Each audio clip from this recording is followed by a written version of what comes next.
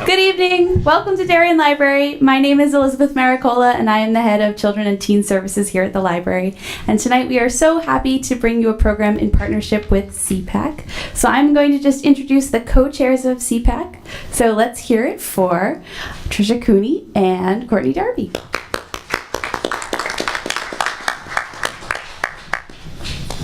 Thank you so much, Elizabeth. We're very appreciative to Darien Library. They are incredibly supportive of all of our programs, so we really appreciate that. And welcome. This is our third annual Colleges with Support Services panel. Before we get started, we did also want to make sure that we thank Darien Public Schools, Darien High School Parents Association. We're also really very grateful for, I know that there's a lot of administrators and guidance counselors and as well as special education teachers that have come here this evening. So we are very grateful for you taking the time out of your schedule to come. But most of all, of course, we would really like to thank the panel for making the trek here. Many of them we've actually tried to get in different years, so we're really grateful they're all here. And Paul Ribeiro, our moderator. And we're going to be taping tonight. The library is going to be taping. So they can get it from the library later, right? Yeah. So if you go on the library's website, you'll be able to get this. If somebody couldn't come, you can let them know. And also we're going to cut it off when the Q&A starts so that you can feel free to ask any questions that you want. And if you don't feel like you want to ask a question, we can hand out some of these and hand them up to ask the panel. So feel free, we can get them. Thank you. And without further ado, Paul Ribeiro, Director of Guidance at Darien High School. That's all right. Thank you. So, as Courtney was saying, this is our third year doing this, and I am very happy again to moderate what we find to be a very informative panel. Last year's panel was very successful from what people tell me. Last year when I was doing this, I had a fever of 102 and could barely stand up straight, so I don't really remember much of last year, but what everyone tells me went really well. So hopefully this year does the same thing. The format for tonight is we are going to start off and let each of our panelists kind of introduce themselves, tell a little bit about the programs or the schools that they're from. From there, I have a series of questions that we'll go through, and we'll kind of jump around from panelist to panelist answering those. And in the last 15, 20 minutes or so, we'll open it up to questions from the audience. And as was said before, if you don't feel comfortable raising your hand asking any questions, we do have little cards for people to write their questions down that I'll give out to the panel. So we'll start off directly to my left, and again, if each panelist can just take about 5 minutes or so and talk a little bit about the school that you're from and the program you represent, that would be great. No problem. Hi everyone, my name is Julie Yindra. I'm Director of Student Access Services at Hofstra University on Long Island. Raise your hand if you've ever heard of Hofstra University. Okay. I'm going to talk for like 30 seconds about Hofstra in general, and then I'm going to talk about what I do, which is student access services and providing support services for students with disabilities. But so what they tell me in admissions is Hofstra is the largest private university on Long Island. We are about 20 miles from Manhattan. So a lot of our students are attracted to our academic programs by virtue of the fact that they have easy access to Manhattan for internships and summer jobs and those kinds of opportunities.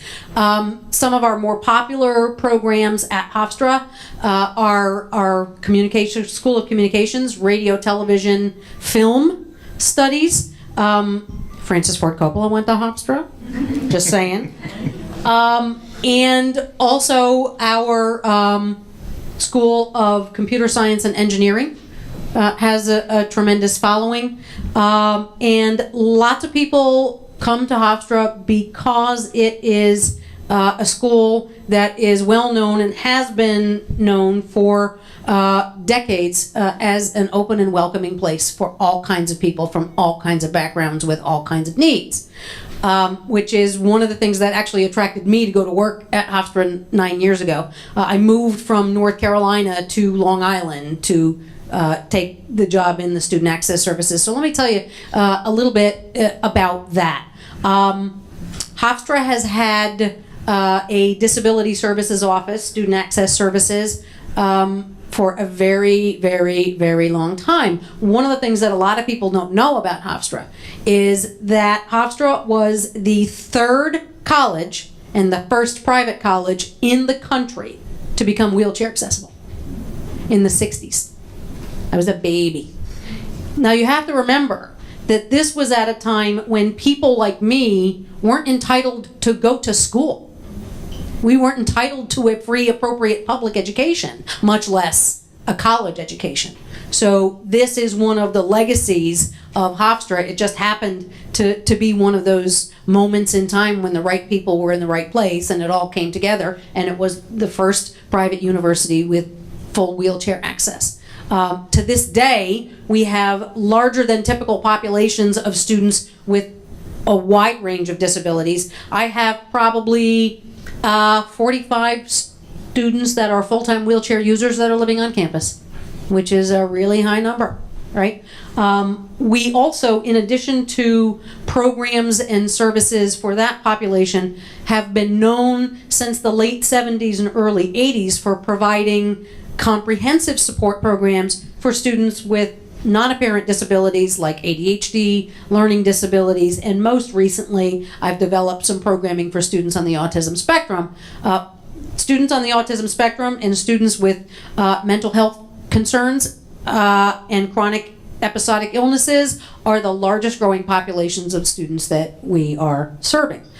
So we have everything from here, I'm coming to Hofstra and I need a wheelchair accessible room, to I need someone to work with me to help me develop time management, organizational strategies, what are better ways for me to read my textbook, what are better ways for me to communicate with my professors about my accommodation needs. So what we have, a full range of services depending on the level of service that's appropriate for the particular student. Great. Thank you. Next. 1 second. These mics have a lot of power. We have to be really careful. They do. It draws me in. Anyway, I'm Max McAuley, Assistant Director of Admissions at Landmark College and responsible for all students from Connecticut. Can you hear me all right? Perfect. This is powerful, as is our support. Landmark College was the first college. It was the first college to be founded exclusively for students with a learning difference, and it was actually founded in 1985 by a professor who had dyslexia, and he struggled through it, and he asked himself, why wasn't there a place that taught me in a way that I could learn? So he founded a school that would do just that. And he put it in rural Vermont. We are 450 students, and that's all intentional. A big part of what we do is to allow it to be quiet with less distractions. 450 students, small because any larger and we could give less support to the students. And that's one of the biggest things we're factored around. And we don't have in-class accommodations as much because in many ways that would be contrary to the curriculum. Effectively, our entire classes are designed around students who learn differently, call it universal design, and instead of having the teacher talk and you read, there is that component, but there's always a hands-on approach as well. And you attack the same lesson from different angles. Listening, hearing, hands-on, audio, visual, all those components, because everyone learns differently and you get the same idea in a different way. Anyway, I did go on that quite a bit. But, anyway, if any of you want to ask me questions later, I look forward to that. Thank you. Thank you. Next. Good evening. Can you hear me if I speak? Okay, great. My name is Amanda Marino. I am the Assistant Director of the College Assistance Program at Iona College. Iona is about half an hour, 40 minutes south of here in New Rochelle, New York. Undergraduate population of about 3,500 students. I'm not an admissions person, so I'm not going to be able to give you all the facts about that, but we do have 2 schools within our college, the School of Arts and Science and the Hagen School of Business. Since I am the Assistant Director of our Comprehensive Support Program, I can describe that in a little bit better detail. Our Comprehensive Learning Support Program is for students who have a diagnosis of a learning disability, ADHD, students who are on the autism spectrum, students who have or traumatic brain injury, any of those. That has to be the primary diagnosis in order to apply for our program. And what a comprehensive learning support program is, so we go above and beyond all the legal accommodations that are given to your students or you as a student. So in addition to all of your accommodations that you receive at the college level that you would still apply for, we provide skills-based tutorial support. What that means, skills-based is so reading skills, test-taking skills, note-taking skills, anything that with skills attached to it that can carry over from subject to subject.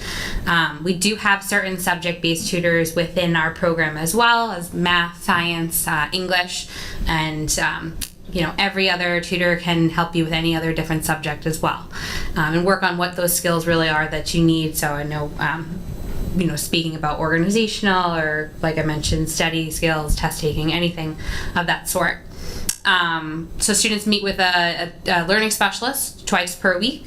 And then we also have a counselor on our staff that helps students with any sort of academic, personal, really ranging any sort of concerns that they do have. A lot of first-time students have a little bit more anxiety, even if you aren't diagnosed with a mental health disability of anxiety.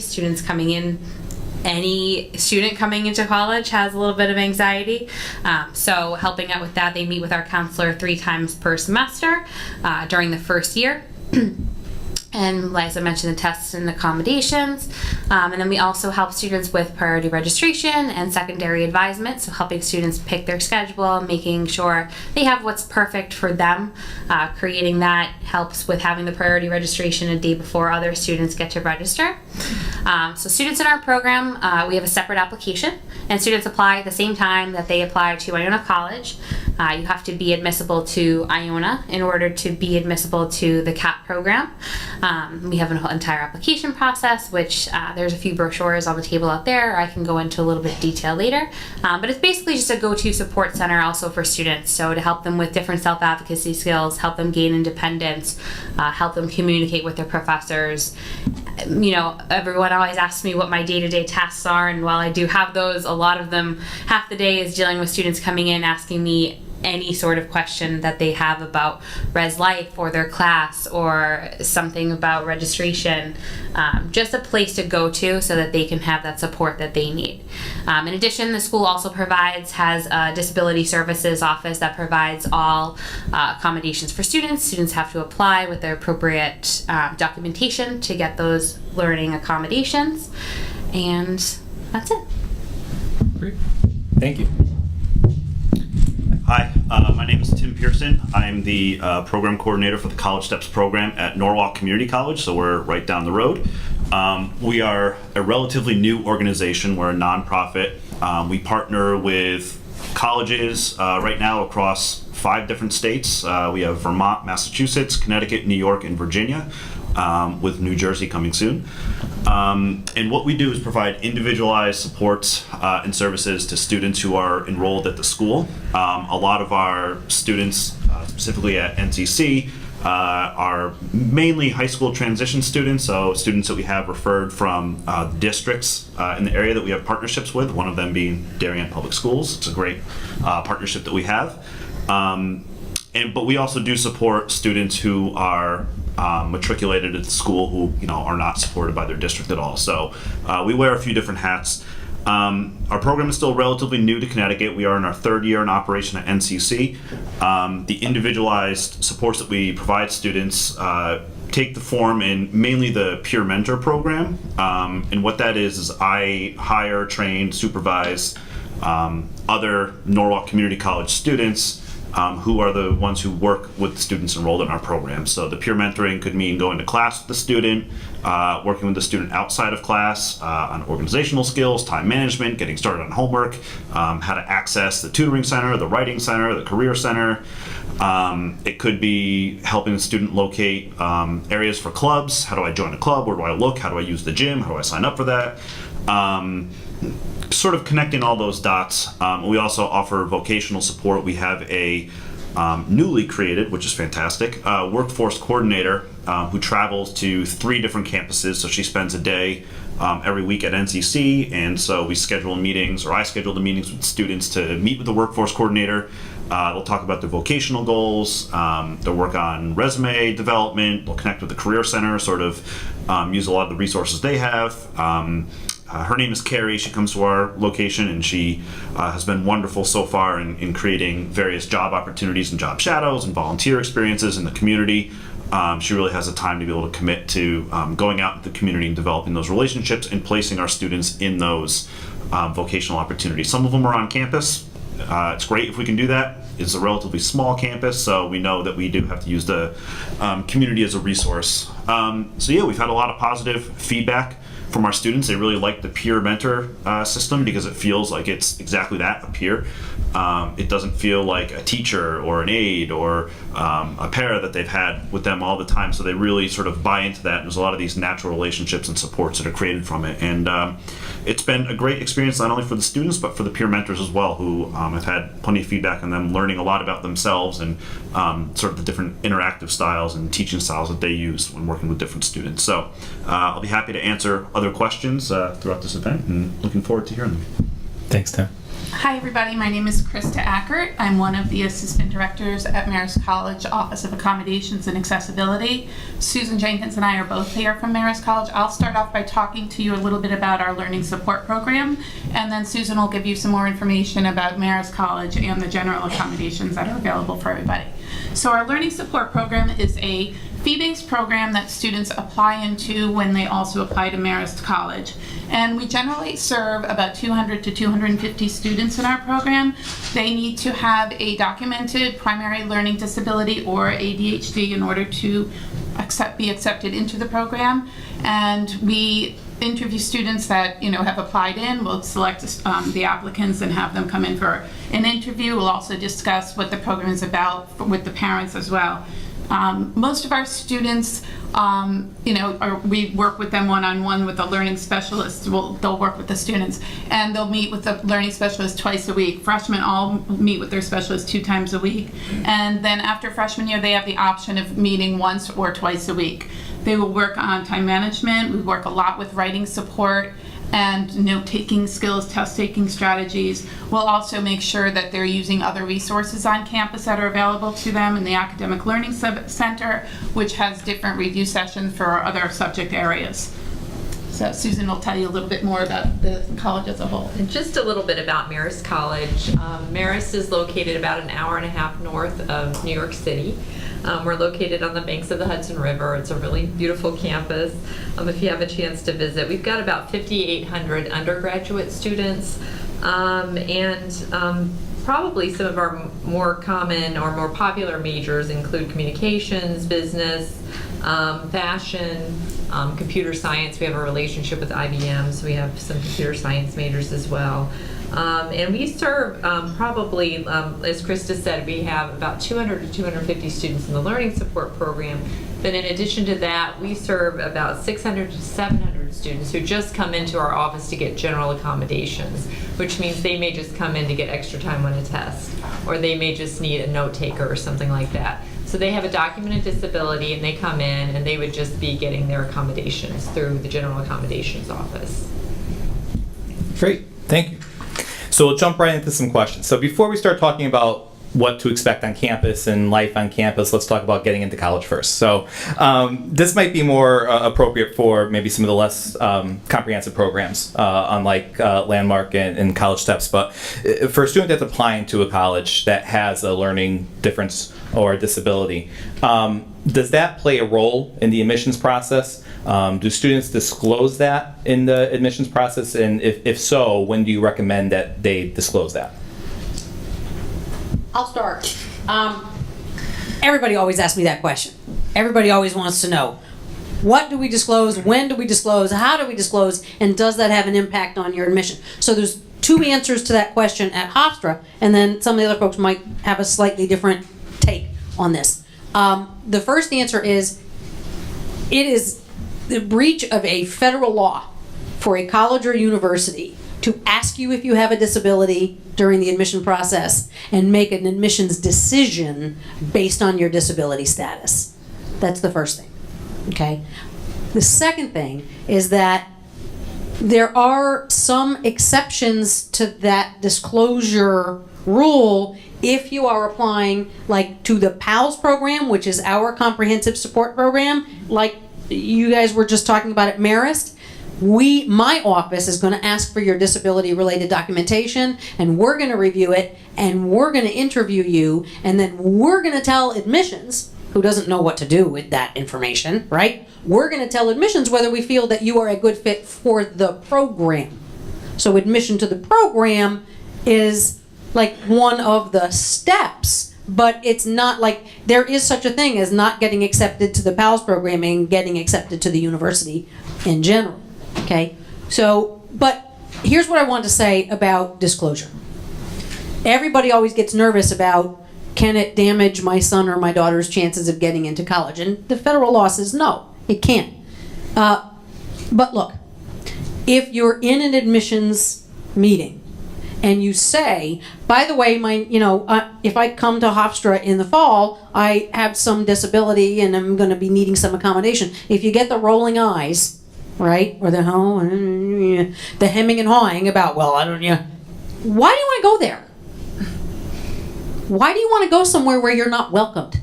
Where they're not readily able and willing and anxious to meet your needs? Why would you want to go to school there? That's my answer. It's an individual decision. You certainly don't have to disclose. They're not allowed to ask.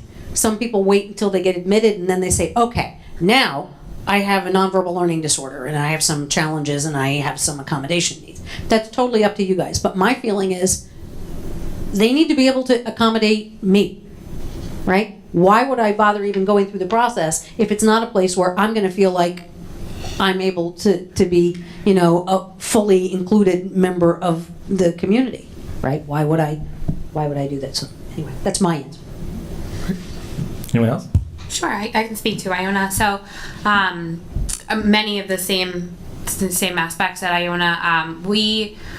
It's really a personal decision on whether you disclose to admissions or not. We encourage you to disclose to admissions. Kind of along the same lines, like I said, that was a separate application process to the Comprehensive Support Program CAP at Iona, as is the Iona College application. Nowhere on the college application does it ask for your disability, but in meeting with an admissions representative or seeing your admissions counselor at a fair or high school visit, any of the above, if you mention to them, I have dyslexia, in their head, then they're going to start talking about what resources that they have on campus. So they're not going to start saying, okay, well then you're definitely not going to get in because your SAT scores are going to be terrible. I mean, our admissions counselors talk to you about CAP, talk to you about the other resources we have on campus, and they'll start that conversation with you. And there's also a portion on our application where you sign off and we can get your Iona application to access what you've given to admissions. So our offices work closely together. Legally the law says it will not hurt you, and exactly, you don't want to go to a school that's not going to support you, and you want to make sure you've looked into all those resources, and the admissions at any school really know what the resources are on campus, and they'd be able to really describe them to you. And if they can't, that's probably a bad sign. Yeah. Great. So you get into school, you're going to go. How do you go through the process? And you can answer this either in general or specific for your school, but how does a student go about the process of getting supports in college? So you're accepted, you're going to be attending school A. What's the next steps for the students? Do they do this before they step foot on campus? Is there a time period before or after? What's the process for a student to get help and to get some supports once they're enrolled into a school? Anybody else want to field that one? Well, at Marist, if you're coming and okay, I just want to get general accommodations, then you would bring your documentation to our office, and you'd sit down with one of our counselors in the office, and they determine which accommodations you're eligible for. Now, if you wanted to be part of the learning support program, then our process actually, it sounds like it's very similar to Hofstra's, where part of your application actually is reviewed by the learning support program staff. We have actually an admissions committee which meets, reviews your documentation, reviews your application, and we decide whether or not you're a good fit for our program and whether or not we think you're going to be successful at Marist with the support of the Learning Support Program. As Julie said, that it is possible to get into Marist College but not get into the Learning Support Program. But students would, if they want that Learning Support Program, then what they would need to do is they would decide, okay, if I go to Marist, I know that I'm going to need more than just general accommodation support. I need to meet with somebody a couple of times a week to keep me on track with my time management. I really need help with writing, so I really need to meet with somebody twice a week. So you are going to want to apply to the Learning Support Program, and there is a separate application for that. So you'd fill out the Learning Support Program application, and you would also fill out an application to Marist College. And One other thing that I'll add to that, in general, you're actually allowed to disclose a disability and request accommodations at any point that you want, right? So even if you don't do it when you apply or get in or enroll, you can go in January after you've had a not so good fall semester and say, my bad, I didn't disclose, I have ADHD and I need accommodations, right? You can do that at any point. But what we usually say at Hofstra is the earlier that you tell us what you need, the better. So like when you're filling it, when you're writing out that deposit check and sending in that thing in May that says I'm coming, that's a good time to notify the office that does what we do that you're going to need some learning support, or that you're going to need, because you're gonna have to sign up for, if you're going to live on campus, there's housing. If you need some sort of accommodation related to housing, we need to have that documentation. If you're going to be taking placement tests to determine what level of math or whatever, we're going to need that information. So the earlier that you present that information, the earlier you can start getting the accommodations that you need. both you mentioned the idea of documentation. What are we looking for documentation? How old should it be, or how new should it be? Again, in general, or for specific programs or specific schools, what's your criteria for the documentation that you're looking for? I'll take this. Marist College, one thing that we do ask for is the psychoeducational testing, both cognitive and achievement. And the reason that we are looking for achievement testing is that many of our students, a good number of our students, would struggle with the SAT or the ACT, which is another standardized test. So it has the same thing. It's a standardized test that evaluates their academic achievement over the past few years, and simply it's designed more for them to be more flexible with their needs, so it's a better and more accurate reflection of where they're at.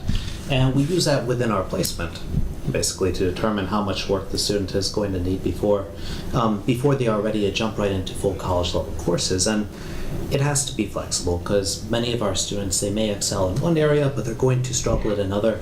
So it does have to be very accurate that they're not in an area receiving extra help when they should be in an advanced level course for that. So at Hofstra, the documentation that we ask for will depend on the nature of your disability, right? So if you have a learning disability or attention deficit disorder, we're going to request a psychoeducational evaluation that includes all of those components. That's been done in the last 3 years or so, right?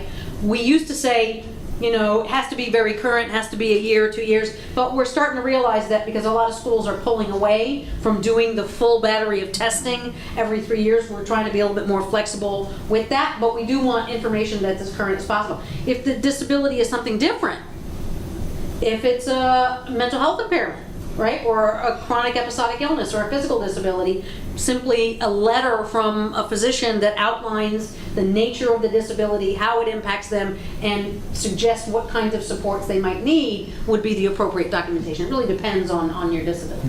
And it depends on the institution, so you should definitely ask each institution that you are looking at, you know, what are the requirements for documentation. And are you also looking for copies of students' IEP plans or 504 plans or things like that? Go ahead. No, sorry, go ahead. At Marist, we do ask for the psychoeducational testing to be done. So when the student applies, we can evaluate that and see what their needs are. We also look for an IEP or a 504. And we also, what am I missing? Transcripts, of course.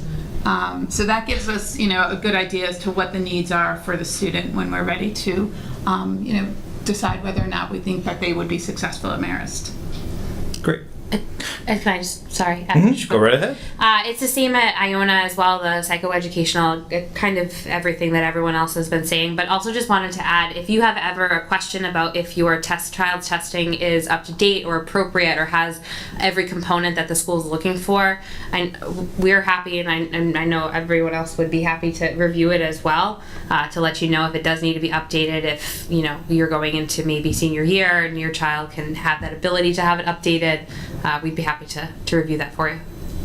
And I just, one of the things that Julie said, which I thought was just very important, is the sooner that you can get the documentation to the disability office, the better. What we find sometimes is, students will go a semester, they'll have a really horrible semester, and then we find out, they weren't using accommodations. Just remember, especially students, go to the disability office because they're there to help you. So the quicker you can get in there and start talking to somebody, the better off you're going to be. So. Are you guys open to the idea of students coming and seeing you before they commit to enrolling? Yeah. So could that be part of their decision-making process about what school they end up attending? Well, in fact, it's interesting because sometimes even on Accepted Students Day, we have students who will come and they'll have their documentation with them, and they'll say, hey, can you take a look at this and tell me, what this is going to look like, when I'm taking classes here. Mm-hmm. Sure. Good. This is a little bit of a broad question, so I apologize, but it might be easy to answer, might not be easy to answer. What are some typical accommodations that students receive or ask for in college or supports? And are these things that, do they have to be on the student's IEP or 504 plan when they're in high school? Can they ask for accommodations that maybe they didn't have back in high school? Kind of a combo question, sorry. So your qualification for accommodations in college is based on an entirely different set of laws. The Americans with Disabilities Act is not an education law. It's not the IDEA. So you don't need to have been served in special education in order to qualify for accommodations. What qualifies you for accommodations at the college level is a specific diagnosis. What is the disability? What is its functional impairment? How does it impact you in the school setting, right? So you may have been someone who wasn't in special education, didn't have an IEP, but you have a disability, and now that you're going to college, there's things that you're going to need that you may not have needed in high school. At the same time, there are also some things that I've seen on 504s and IEPs that are not necessarily appropriate at the college level. And sometimes it depends on the institution and what their particular policy is. But here's one, okay? For all the folks that struggle with attentional challenges, right there on the top of the 504 plan it says preferential seating, right? You know what preferential seating is in college? Go 10 minutes early and sit in the front. So there are, and so really accommodations deal with the manner in which the student does the work. Generally speaking, accommodations don't change the work. They don't take different exams. They're not expected to get different scores. They have to do exactly the same work as all of their non-disabled peers. We can alter the manner in which they do the work. So they can use audio textbooks. They can use dictation software. They can use additional time. They can use all of these other kinds of things that we can do as long as we don't change the actual work. Tim, I saw you jump again. Yeah, I wanted to sort of speak to this a little bit since what our program offers might be a little bit different when it comes to accommodations, since the main component of our program is the peer mentor system. So obviously the peer mentor in class is considered an accommodation. We got approval when we partnered with NCC, with the Disability Services Office, saying, this is how our program runs. Students who are accepted into our program, we would like to provide them with this peer mentor. This is what their role is going to be. And so we work closely with the Disability Services Office to get that approved. So, on top of the other accommodations that students are entitled to, extended time, preferential seating, all extra copies of notes, electronic textbooks, all that stuff. So on top of that, they can get the peer mentor in class, which is different than an aide in class. because our peer mentors are not providing any physical support to students. So we do have like a separate agreement with NCC that would look a little different if a student requested that, because that's probably not something that would have been listed on an IEP. But I think the most important thing to remember, and it still happens, even today it happened to me, that accommodations are not modifications of a curriculum. So I don't work in the disability services office, but I know that's what they're going to say, that the curriculum cannot be modified. Yeah, the curriculum is not going to be modified, but we can offer accommodations on how it's accessed. Great. Both of you mentioned a little bit about technology. So if a student is looking for some help in that regards, do they need an AT eval? Do you guys do an AT eval? What should they be bringing with them if they're looking for some type of technology to help support their education in college? For me, certainly if they've had any experience with any kind of assistive technology, we want them to be able to continue to utilize that at the college level. Most students, I find, though, come to college never having used electronic textbooks or dictation software. And so part of our role in our office is to introduce those ideas to students and teach them how to use these things. And we usually will use the psychoeducational report. If, for instance, you have a verbal IQ of 125 and a reading score of 79, there's a problem. Right? And sometimes that problem can be circumvented if we simply say to you, instead of you spending your entire day trying to stare at that page and decode those words, we're just going to hand you an electronic textbook and let you listen to it. Problem solved. Because it's not that you don't understand the material, it's the way that you have to digest it is different from other students. So the technology is about trying to find ways to circumvent what the disability is doing to negatively impact your education, right? So if you have dysgraphia and what turns out, what ends up on paper is not what's in here, then sometimes the answer to that is, let's just give you dictation software and teach you how to use it. Great. Anyone else? We start with a conversation with students when you come in. So after you apply, then qualified students are invited in for an interview. So during that interview process, we'll start the conversation is, have you ever used any sort of assistive technology? A lot of the times, more recently, which has been great, we've been seeing reasonable accommodations and suggestions in the psychoeducational and neuropsychological evaluation, which is great. And we'll ask students about that reference in their evaluation. Most students look at us like they have no idea. They've never heard of a Smart Pen or Kurzweil or Dragon dictation software, any of those. And if in that regard, we say, this would be great for you to start now, starting to practice it, even during your classes as a senior, really get that practice going before you come to college, because college is, as many of you know, a lot different than high school, and they're going to be facing a few more challenges. But based off of your disability and based off of what gives you the most challenges, what sort of technology can help you the best, and we'll work with students and train them on how to use that software, how to use everything, if they need to have a Smart Pen lent out to them, and coming into the conversation to do that. And we've even had students midway through the semester have difficulty with certain subjects or certain things that they have never really have seen before because it has never affected them. They've never taken this subject, and so maybe they're not comprehending. Their comprehension is just history is not working for them, and you look back and they do have some struggles with comprehension. So what can we use to help them? Absolutely. And it's all about finding the most efficient fix in the easiest way possible for the students. Mm-hmm. And ultimately, it is something that they are going to take with them after college and likely for the rest of their life. So it's a great investment. The investment that you make in the student in time and the technology, that's something that is going to pay dividends in the long run. And for us, when our students come in, based upon their diagnosis, their needs, their scores, their ability, where they're at, they're going to have a different placement area. And depending on the placement, either the instruction and using the technology will be in class, or they'll have appointments one-on-one.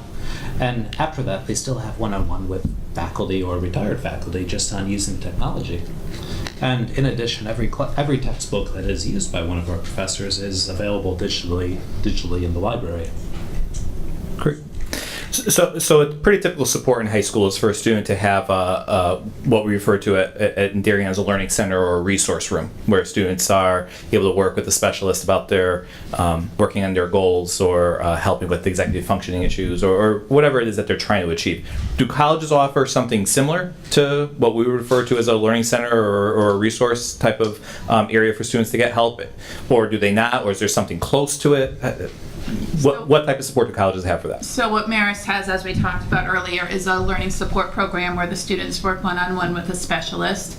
And we don't call it a resource room. We want the students to, just try to be a little bit more independent than that. They'll come to see us once or twice a week, and we'll help, refer them to different resources that are also available so they get used to having to do something a little bit more on their own. So we do have something like that. We also, it has the, go ahead. Yeah, we also have an academic learning center. So a part of the goal of our program is to encourage students to and teach them to be self-advocates, teach them to use the resources that we have on campus. So in addition to just coming to be part of the learning support program, we teach them about the other resources. So we have the Academic Learning Center. And the Academic Learning Center has a writing center, which can help with proofreading papers. So, a lot of times we'll proofread a paper and then they'll say, we didn't have time to finish. I want you to take this over to the writing center. So they might go over to the writing center and finish proofreading it over there. We also have a math lab, which is available through the math department. And then there are also different tutoring sessions available through the Academic Learning Center for various business courses, math courses, science. Those are usually the most popular tutoring courses available through the Academic Learning Center. Yeah, and we have a system that's fairly similar to that of Marist. So I like to refer to my office for any students that are registered with our office as one-stop shopping. That doesn't mean that I'm going to be able to tutor you in chemistry. In fact, you definitely don't want me to be your chemistry tutor, okay? But what I'm going to do is I want you, if you are registered with our office, I want you to come to us and say, I'm struggling with this chemistry class and I know not what to do. And then we're going to help you, and we're going to pick up the phone and we're going to call the chemistry department. We're going to find out all about the who, what, when, where, and how of the chemistry tutoring and connect you to that, because I'm definitely not the answer to that problem, right? But we have a similar sort of setup. There's tutoring available that's course specific that you can go to at the tutoring center. Then you can go to the writing center or the math lab for skill-based training in, like you can be working on a paper in any class and you can go to the writing center. But if you're enrolled in like the PALS program, academic coaching program, in one of those comprehensive programs, you're kind of going to get all of that in one, with that exception of that very specific content tutoring, because we can't all be experts in everything, right? So there's somebody in my office who speaks Italian, and there's somebody in my office who speaks Spanish. But if I'm working with you and you need a Spanish tutor, it's not me, right? I'm going to send you to somebody who is going to be well-versed in that. So really, exactly what the folks from Marist are telling you.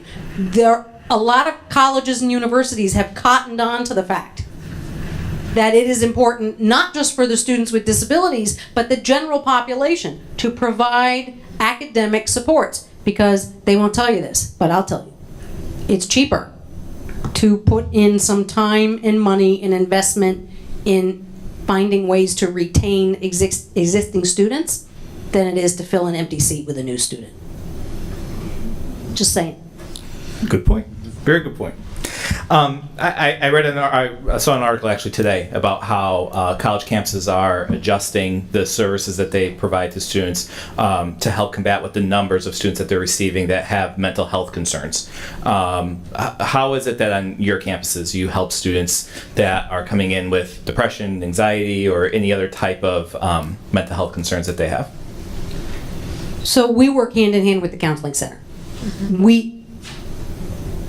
I'm not a clinical psychologist, so there's going to be a certain point in our conversation when you are in my office when I'm going to say, you know what, I think we need to talk to a counselor. If you want me to call and make an appointment for you, I can do that.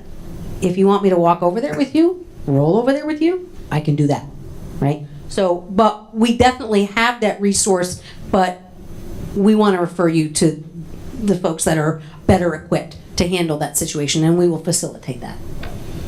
We have a very similar, very similar setup. You know, we work very closely with the counseling center because we're finding that more and more of the students who are applying to our program also have a diagnosis of anxiety. That's probably the quickest growing diagnosis, or depression.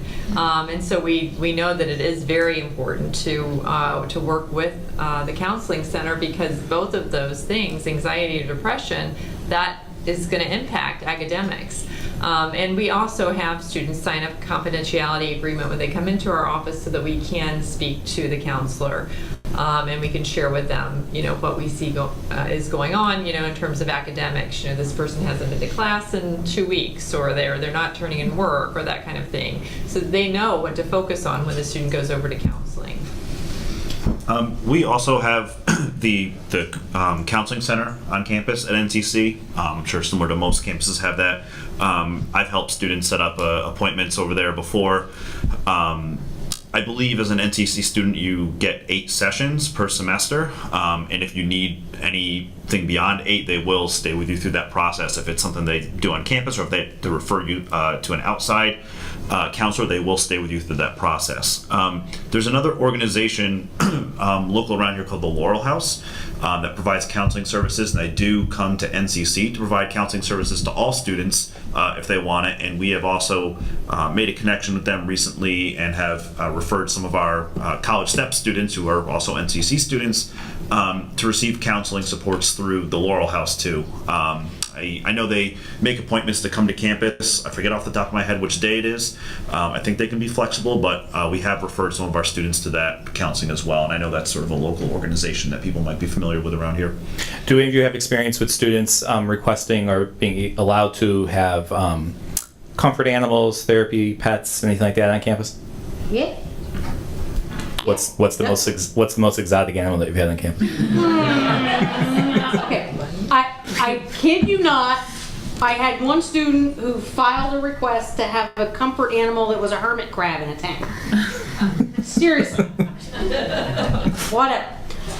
So there is a specific process for that generally requires 2 things. One is it requires a professional to write a letter that specifically indicates that the student, in order to reside on campus, that the student needs to have that animal. You can't just bring, your family pet because you think it might help you be less homesick, right? And then you have to have a meeting with my office and the residence life office, because the other aspect of this is the animal safe in the environment, and do we have to be concerned about allergies or safety measures for the other students living around you? So there's conversations about caring for the animal and waste disposal and all those other kinds of things. And in some cases, we have to say no because it's determined that it's a safety issue. There was one instance where a student requested a snake as a comfort animal, whatever. But the reason we had to say no was not because that the comfort animal was a snake, was because the snake had to be kept at a specific temperature, which required that it have a heat lamp in the tank, which was a fire hazard. And the easiest way to circumnavigate this, if the comfort animal is not allowed, is that more colleges are having their own therapy dogs or other animals on campus already. Ours is a chocolate lab named Snickers, named after his temperament, not his diet. It'd be disastrous. But now he's certainly more popular than I am on campus. So, and it's wonderful. And we definitely put in time to bring in other animals. The equine variety, or had sled dogs, because this has been such a great winter for it. First 40 students who signed up got rides. And more colleges just are investing because it is proven, it is effective, and it's easier than having students bring their own. Great. And more hygienic, I imagine. Great. So a lot of you talk about programs for students that are a little bit more comprehensive, others that are more accommodations. Cost factor with any of these? Are all these come as part of your tuition? What doesn't come part of your tuition? Where can families find that information? So with our program, the cost of our program is completely separate from the tuition of Norwalk Community College. Our program is funded in one of two ways. If we get a referral from a district that we have a partnership with and we think that student would be a good fit for our program and we accept that student, then the district is funding the cost of the program. What the district is not covering is the cost of a class at NCC. So a typical 3-credit class is about $580, $585. And it's also not covering the cost of any textbooks required or fees if there's lab fees or something for the class. If a student is not under the umbrella of a district and is a matriculated student or was already, or is just not under the umbrella of a district, they would pay privately for our program. We're not currently a vendor with any of the state agencies. So those are the two ways to pay for our program, which is separate, and I can talk to everyone about cost structures if that's what you're interested in. But the cost is separate from the actual NCC application and textbook costs and such. And our comprehensive programs also carry a fee with them. So the basic rule of thumb is anything that's considered a reasonable accommodation is free of charge. How about If you want someone to teach you how to learn, there's generally that type of learning support program carries an additional fee. Except if you're at a place where that's rolled into what It your is college all provides. included. Yes, it is. The support is considered absolutely as much a part of the curriculum as the classes are. How about for students with assistive technology? Do the little gadgets they get cost a little bit more money, or is that also part of, if it's a reasonable accommodation, is that part of tuition? We give away software. Right. We generally don't give away devices, but we loan them out to students who need them, and then we take them back. Like if you need an iPad to use a note-taking software that we have provided for you, we'll loan you the iPad, but we'll expect you to give it back to us. Okay. And that's the same with Marist. They have live scribe pens that they'll loan. They'll have the laptops for note-taking, the iPads, all that. So it's just a loan for the year or the semester. Great. So same for us as, it's in a way it's a trial run for the student to see if they want to actually invest in the whole one. Right. Thank you. A topic we haven't covered yet, the role of the parent in all of this. So, Can I start with that one? Oh, that's a good one. So, just in general, what are the rights of the student versus the rights of the parents? How much involvement do parents have? When is it appropriate? When is it not appropriate for parents to be involved? So parents have the right to communicate with colleges if their students give that permission. Basically. There's this law called FERPA. I don't know what it stands for. Somebody else in the room is going to know what it stands for. But basically what it says is that once you're 18 years old, any information about your college enrollment status is confidential and cannot be shared with anyone by the university without your express consent. And by anyone, they mean parents. Right? Yes. True. Very, very true. However, we all know that having parents on board and having parents as part of the team is critical for the success of a lot of our students. So here's what's gonna happen if you call my office. Usually, you're gonna call my office and say, "Oh my God, I've been texting Johnny. He's not returning my texts. He's not answering my calls. I don't know what's going on. Can you please help me find out if he's like hiding in a closet somewhere?" And I will say, "Thank you very much for calling. Let me look into this, and I will get back to you." And then I will call Johnny, and I'll try to get Johnny to come to my office, and we'll talk, and I'll say, "How's it going? How are your classes? How's your roommate? Are you joining any clubs? Are you happy here? Blah, blah, blah." And then I'll say, "So listen," and no offense to the moms in the room, but it's usually mom. So I'll say, "Now listen, mom has called and she's concerned about you. So we're going to call mom back and we're going to talk to mom about what's going on. What do we need to talk to mom about?" And then I'll call on speakerphone with Johnny in the room. So my general rule of thumb on this issue is a phrase that comes from the disability rights movement. Nothing about us without us. I want parents involved, but I don't want parents involved in secret. I always want the student involved in the conversation. Ours is very similar. The student is the most important person, and the student is why we're all involved with all of this and why they're looking for support. If a student comes in and says, I want to have my parent involved in my major, they're trying to choose a major, they don't know what to do, absolutely, parent can be on the phone. Most of the time we do a phone conversation. It just tends to be a little bit easier on the student and parent also with planning of timing and stuff. Bless you. Thank you. We run into a few things right now. I deal with parents more on the application process because students tend to have kind of a step back in the application process to us. I encourage, and we really do, I think students should be involved in everything. They should know what their disability is. They should know, which I say that because a lot of students don't. They should know what their accommodations are. They should know what really gives them, struggles and what their weaknesses are.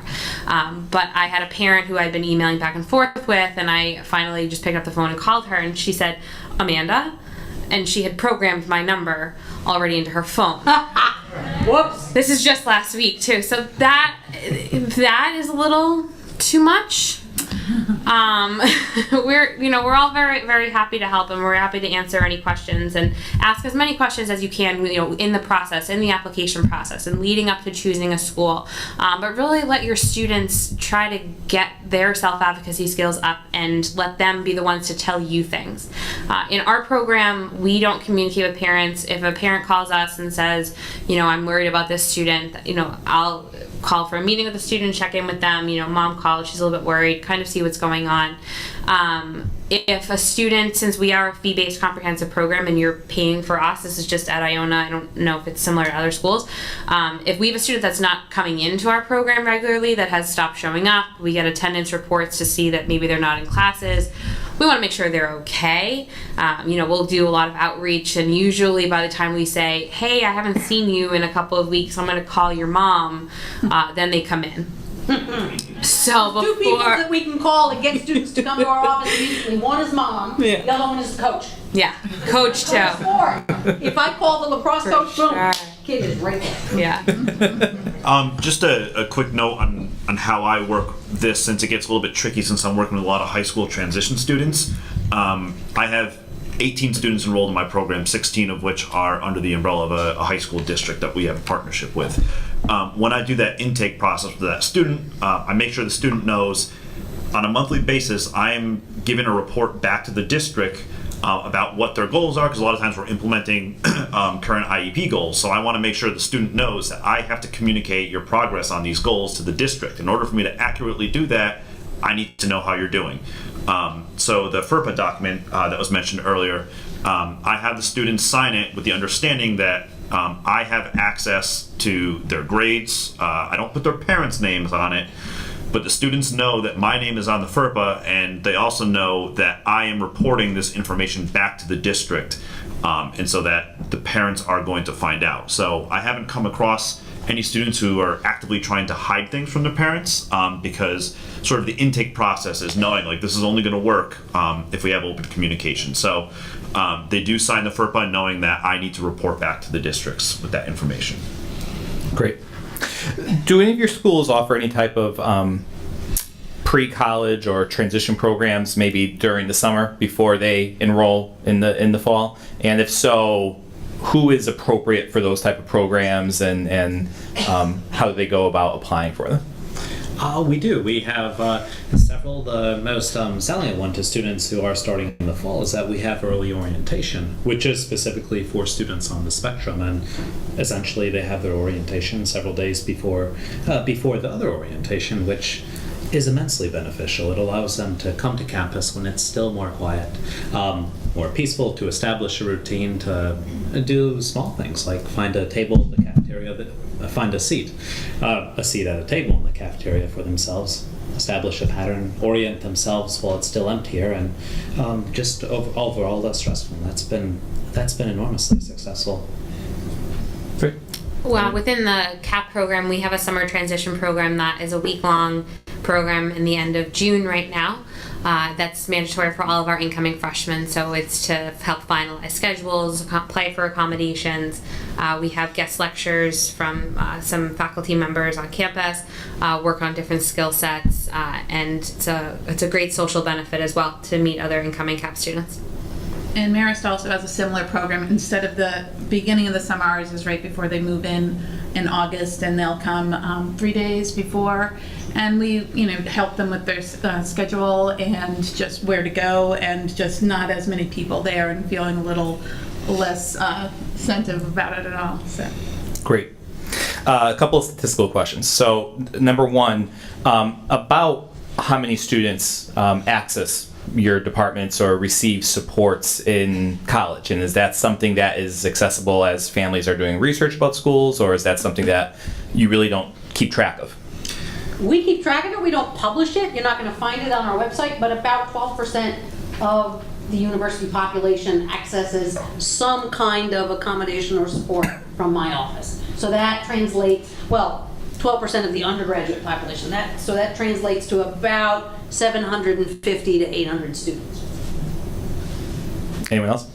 We can carry a maximum of 20 in our program. So, but again, I think ours is set up a little bit differently. I'm the only one who works for the program on campus full time. The peer mentors are the ones that are really working directly with the students, providing the support.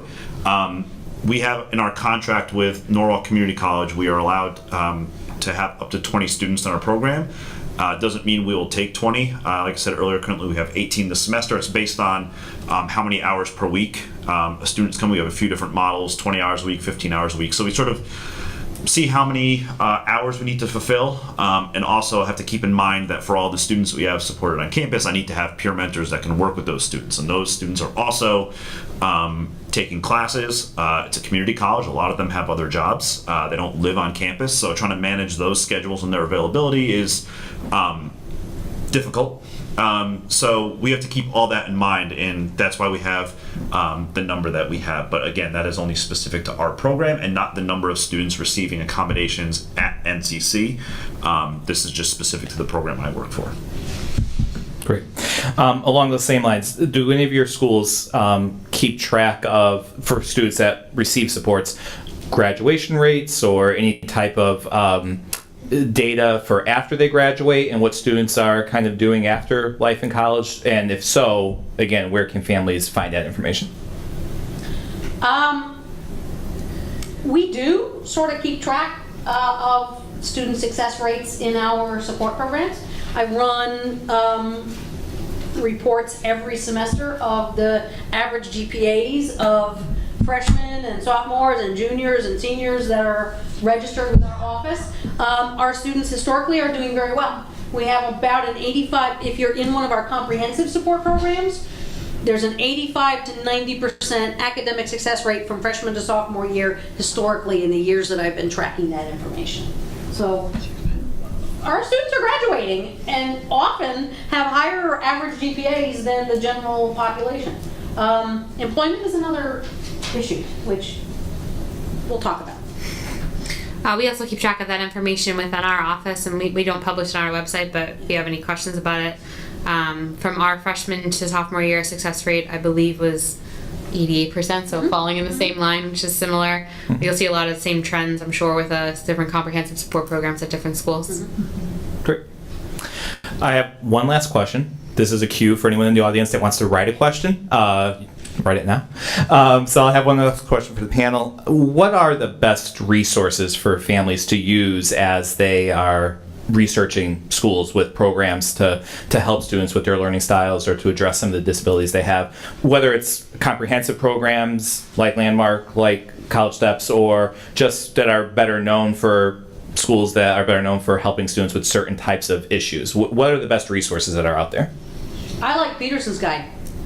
It's pretty comprehensive and has, sort of rankings of different colleges at different levels with different types of support. Gives you information about how many students they serve, about what kind of documentation they require, what level of services they provide. So Peterson's guide is a pretty good one for Word of mouth is also one of the most useful things that are out there, and more colleges are offering summer programs, especially oriented towards students with learning differences, so that's a way to get in early.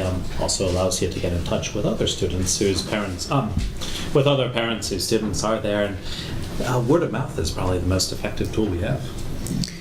I would say your guidance counselor, not to put you on the spot there. Guidance counselor, but also once you make that list of schools that you have with your guidance counselor, just calling the school and asking for the disability services or access office. Once you contact them, that person can give you either direct you, which we have specific information sessions that we describe all the various levels of support that we have, but they'd be able to tell you what they offer there as well. Our website has a lot of useful information, collegesteps.org. We actually, as I mentioned earlier, offer a few different locations. So if Norwalk Community College is not looking like the most desirable location, we do have some beautiful campuses up in Vermont. And most of the other schools offer a residential component. Obviously, Norwalk Community College, we don't have that. We do have another Westchester Community College in New York, which is pretty close to here. It's another one of our newer sites. So we do offer a few locations I would encourage, and the program is the same at every one. But I would encourage you to check out our website, collegesteps.org, for more information on those. And you know, Google is a fabulous thing. And there are lots of really credible, really reliable sources that you can find. If you Google the 50 best colleges for students with learning disabilities, most of the programs that you see sitting at the table are going to be on that list. Great. Thank you. Before we open it up to questions, and again, another opportunity if you have to write anything down or want to write anything down, you can now, and then just pass it down in this general vicinity. So while you're doing that, I just want to thank our panelists for coming out tonight. I want to thank all of you in the audience for staying here tonight and partaking in this, and also to thank the parent associations for helping put this together.